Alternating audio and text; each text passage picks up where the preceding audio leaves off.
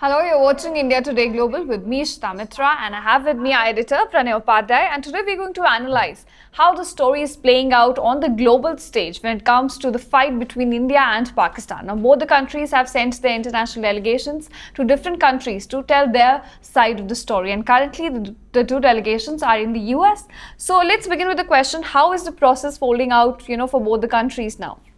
As you rightly pointed out, Ishita, that both countries have decided to reach out to the global audience, to the global community, and to present their case. Yes. But there comes a difference. What case India is presenting and what case Pakistan is trying to build.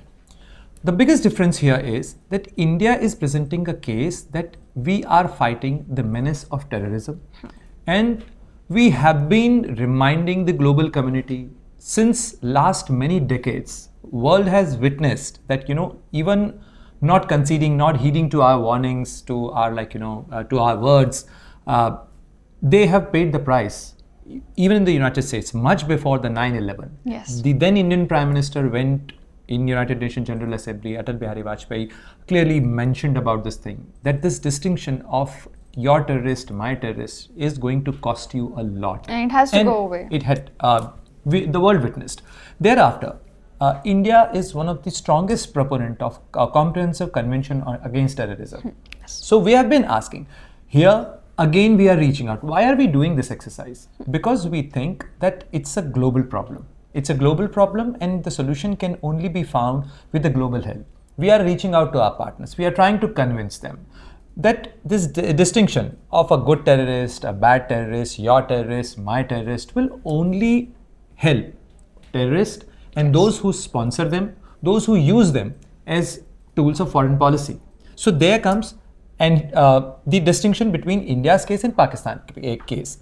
So in the case of Pakistan, what Pakistan is trying to do, why Pakistan is reaching out, despite being termed none other than President Donald Trump himself in his previous term. You remember his first tweet on 1st of January 2017. He made his first tweet by saying that Pakistan has betrayed us. We helped them with millions of dollars, but they gave us terrorism. So from that point of view, with the same man in Oval Office, Pakistan is trying to clean its slate. Pakistan is trying to convince, and Pakistan is now trying to portray, not exactly now, they have been trying to portray themselves as victims of terror. Yes. And rather presenting a case that in a post-Pahalgam, India did not give them evidence, so there are no evidences, and that's why they are reaching out. They have an advantage right now, especially in DC, in New York, especially in New York, because they are currently part of the United Nations United Nations Security Council as member for 2 years. They are trying to have a build-up. They would want to have a internationalization of Kashmir issue, and they might try and have a resolution next month in July. They will be having rotating chair of the United Nations Security Council. So it's a building process for them. But this is also a case of where they are trying to defend their case. Okay. Because they already have their weak case. They have a weak case because Osama bin Laden was found in Pakistan. For even in 9/11, there were links with Pakistan, and many terror outfits. There are many terror heads, those who are designated under the United Nations Security Council sanction list. They are in Pakistan, so they are defending a case. So this is a primary difference between India's case and Pakistan's case. Having said that, you asked me that how are they progressing? So on one side, India is reaching out. India is telling our partners, our friends in the United States that we are not there to seek your help. Rather, Exactly. we are just trying to make a case that this is a problem. Again, you are doing the same mistake by overlooking it because Pakistan has been playing this game. That whenever there is a terror attack, they use terror as a tool of foreign policy. Then whenever there is an attack, they try and accuse India, they try and play victim of terror, and by doing this thing, putting up a facade and continuing the same policy. So how long you want us to continue? And this is like a one democracy talking to another democracy. Pakistan is not a democracy. Pakistan is a military regime. Yes. Where the Pakistani military has been using, and you don't have to give proof for it because people like General Pervez Musharraf has accepted the fact, as recent as Khwaja Asif's statement. Exactly. He accepted the fact that they have promoted, they have harbored, they have used these terror outfits for so-called their own purposes, for so-called the purpose of the West. All right. All the points that you have raised just now exposing Pakistan, these are also the points that are being raised by the Indian delegation as well. But I want to come to another point, the fact that there's a clear distinction here. India is a state who has suffered at the hand of, Pakistan-sponsored terrorism, and Pakistan is a state who's, which has been the epicenter of terrorism, right? So when both these countries sent their delegations to third countries, then are they being received on an equal footing here? And if that is the case, then does it not go against the case of India? No, there is a difference, Ishita, because see from a third country's perspective, putting aside the India-Pakistan case for a while, but see if like Russia and Ukraine's case, both parties reach out to India, they present their cases, we engage with them as a third country, as a neutral country, as a country who's interested in having peace between the two. These two countries, or be it the case of Israel and Palestine. So in these cases, we keep a relationship with Israel, we keep a relationship with Palestine, we keep engaging with both the parties. Similarly, the other countries also do. Other countries, like if you see the case of United States, but yeah, United States being the superpower country, having global interest, so their engagements are more widespread. That's why everyone reach out to Americans. They try and present their case to have attention of the American polity on those issues, to have the attention of the US administration, so that they can have a policy influence. So this is an exercise. But there is a difference. As you asked, that do they get similar receptions? So if you see where Pakistanis are engaging, they met Pakistan Caucus. Yes. So there is a designated group which has been like, they are kind of a Pakistan supporter, Pakistan caucus, which presents their case in US Capitol Hill. But if you see India's engagement is more widespread. Yes. To the press corps, to the think tanks, to the Congress members, to also the Foreign Relation Committee members. Yes. So the Foreign Relation Committee, which is the most powerful committee, which has oversight over many issues about the US foreign policy, about the US funding, about the US military aid, because Pakistan has been recipient of the United States military aid in the past. Pakistan is still looking at, because there are still some upgrade programs they are looking at for the F-16s they have in their inventory. So Foreign Relation Committee is the most powerful committee. Okay. And you see the difference between these two delegations trying to reach out to the United States, their politics, their think tanks, their media. And there is a difference. So there is a difference in the message, and that's also being reflected in the way they are engaging with the different countries. Now let's come to another point. So there was an interesting proposition that has come from the Pakistan side. Bilawal Bhutto is leading the delegation there, and he said that let's have the talk between ISI and RAW. So how do you look at that? And also, is dialogue possible with Pakistan at this stage? Before I answer this question, look, the kind of facade Pakistan is trying to put up, that after having know of the perpetrators of the terror attacks against India, inflicting wounds of terror on India, now they're trying to play peacenik. Yes. That we are all for peace, we want to engage, we want to have talks. Dialogue, yes. And we have done that. In last many years, India-Pakistan relation is a saga of such accidents in over 75 years. Continuous betrayals by Pakistan. And this has been their policy. So globally, when they reach out, they say that we are the victims of terrorism, but whose victim they are? It's their own menace. It's their own created problem of terrorism. And now they are facing the problem of the same terrorism. Yes. Besides that, the preposition you asked for, Bilawal Bhutto, while addressing to media there in United Nation building, he made this proposition that if ISI and RAW can sit across the table, and if they have engagement, if they can talk it out, we may see, the problem of terrorism get substantially reduced. Theoretically, it might sound like a good proposition. Exactly. But this is too good to be true. Yeah, given the Why? ISI's history. Given the ISI's history, given the ISI's compulsive problem against India, the compulsive problem of Pakistan's military against India, the existential issues before Pakistan, because the very existence of Pakistan, the very polity of Pakistan and Pakistan's establishment, their military, is against India, and they find their stabilities whenever there is a conflict with India.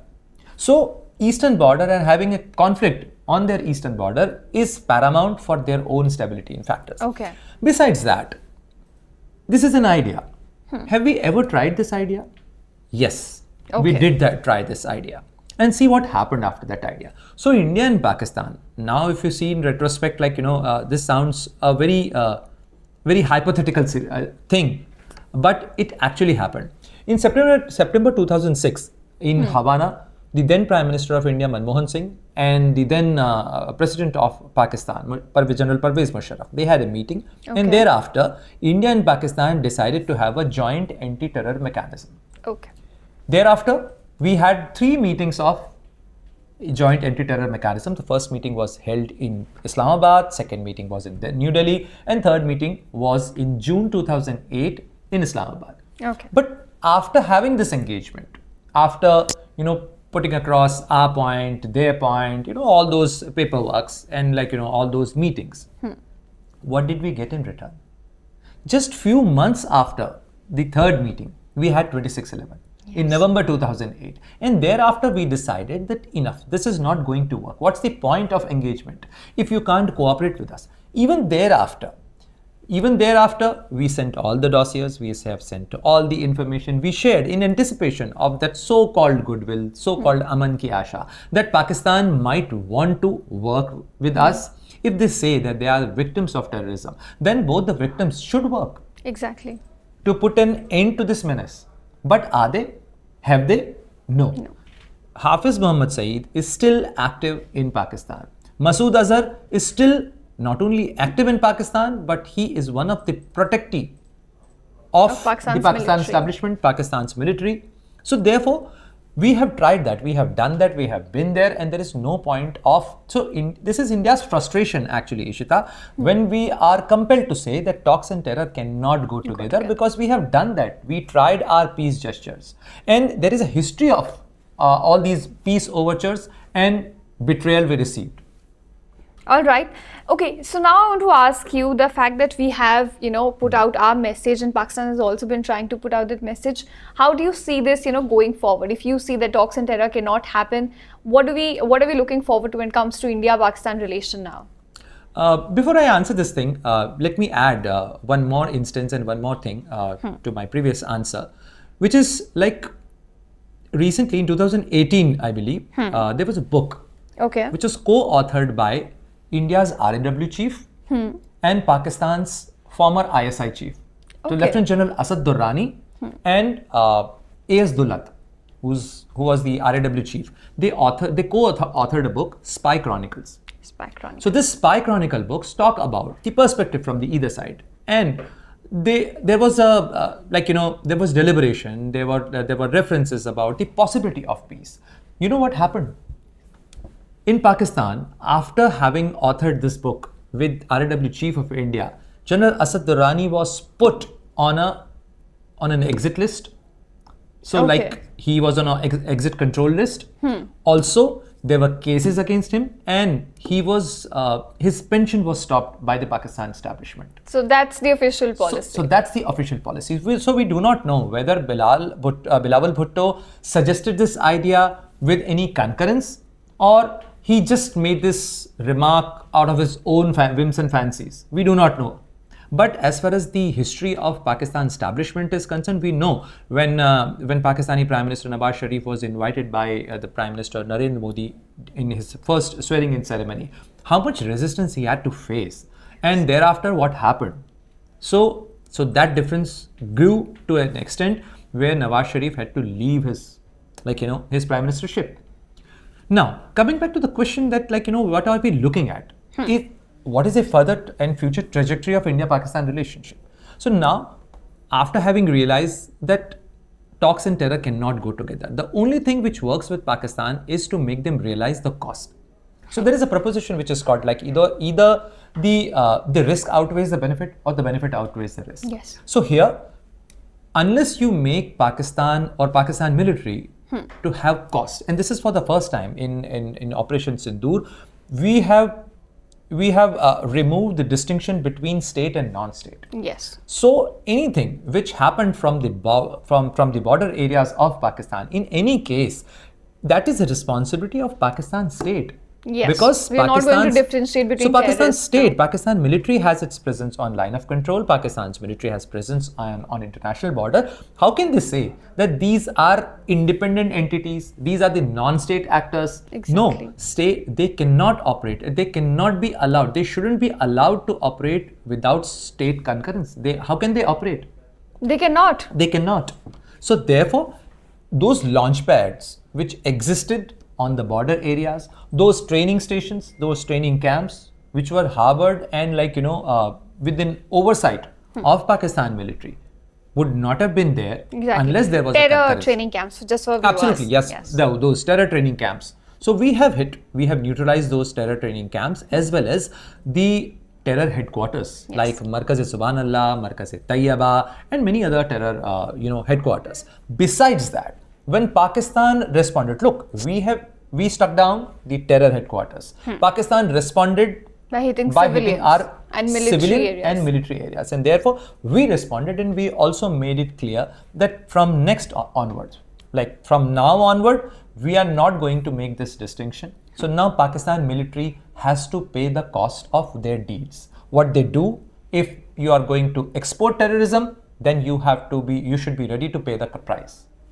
So that slight ounce of pretense is now gone, and India has made it very clear. Very clear, and more so, when Pakistan army will start bleeding, when they will realize that there is cost to it, when their cantonments will be hit, when their military establishment will be hit, then there will be questions asked by the people of Pakistan that what kind of military we are having. And we also saw that in this Operation Sindoor as well, a lot of criticism came against Pakistan's army from the people of Pakistan. Exactly. Pakistan's army chief might have got himself elevated as field marshal, but there are serious questions that how miserably Pakistan army failed. And there is a very important point because, Pakistan, wherever Pakistan may be gloating like a peacock in international media glare that we have struck down, assets of aircrafts of India, but nobody is asking them a question that what happened to their capability. If they had this capability on 7th of May, what happened to their capability on 8th, 9th and 10th of May? How come they failed so miserably to defend their military establishments, their military bases? Where were their aircrafts? Where were those missiles? Where were those fabulous, fantastic capabilities? They keep saying the exercise restraint. Exactly. So whatever happened between 7th to 10th May is a clear example that India's dominance. Besides that, India also showcased the capability that we not only can initiate an operation, we know where to put it to an end. And that is a very mature thing. I think that's very important message. That's a very important thing, but we said that this Operation Sindoor is only at a pause right now. So why? There is a nuance. Why we are putting it on a pause? Because unless we see irrefutable, irreversible, concrete action on ground by Pakistan establishment against these terror entities, which so far we haven't seen. We haven't seen anything. Again, Bilawal Bhutto on US soil, he made a case that Hafiz Abdul Rauf, the guy who was leading the prayers, he's a terrorist. Yes. So Bilawal Bhutto tried defending his case. He said that no, it's a case of a mistaken identity because we have similar names. So therefore, it's a case of mistaken identity. He's an innocent guy. However, he ended up contradicting the claims made by the DGISPR, because DGISPR, who have they have shown us, they have shown the world the Nadra cards, the national citizenship record of that Hafiz Abdul Rauf, and which clearly mentions DGISPR, the Pakistan's military spokesperson, clearly mentioned that this guy is a political worker of PMML. Pakistan Milli Muslim League. Pakistan Milli Muslim League is an outfit which is a derivative of Milli Muslim League, Markaz Muslim League, and Markaz Muslim League (MML) is a designated organization, designated as a terror outfit, or or as an outshoot of LET. So there is a clear linkage. Yeah, and there's also a clear communication gap. There is a clear linkage, and therefore we see that Pakistan is defending a weak case. Pakistan is not only miserably defending their case, but they are also ended up exposing their own case. And this is what happens when you just go out there and put out a bunch of lies and try to defend your case, just on the basis of what you've been doing so far, which is you have been sponsoring terrorism on India's soil, and not only on India's soil, but in other countries as well. So, thank you viewers for tuning in with us to India Today Global, and this was the crux of what's happening on the global stage when it comes to the fight between India and Pakistan, and how India is presenting its case and how Pakistan is trying to defend its case. So thank you so much for tuning in, and stay tuned to India Today Global, where we simplify geopolitics for you.